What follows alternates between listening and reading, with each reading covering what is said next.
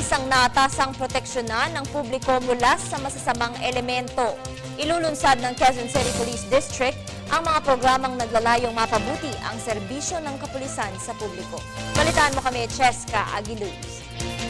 Maglulunsad ng ilang proyekto ang mga kapulisan ng Quezon City Police District upang lalong mapaigting ang seguridad sa Quezon City, upang mahuli ang mga tactical motorcycle riders o yung tinatawag na riding in tandem. Nagdagdag ng 17 motorsiklo ang QCPD para mamonitor ng mas maayos ang galaw ng mga ito. Pagkakataon din ito sa mga pulis na maging mabuting ehemplo sa mga motorcycle riders. Nais din ni District Director Richard Albano na ipatupad ang desk on wheels na ipopwesto sa iba't ibang bahagi ng lungsod.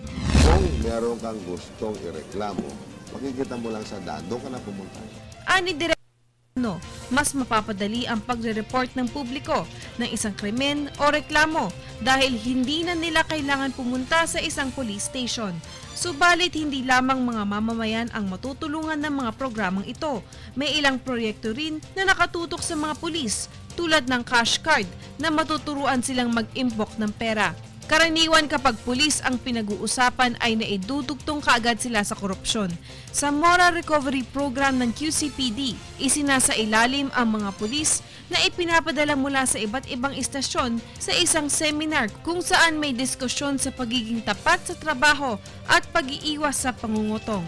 Ibinababa rin ang diskusyon na ito sa lokal na mamamayan ng isang barangay.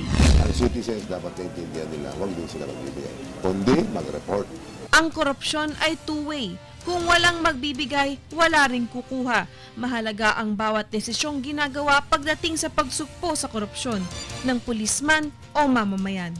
Para sa Telebisyon ng Bayan, Cheska Aguiluz.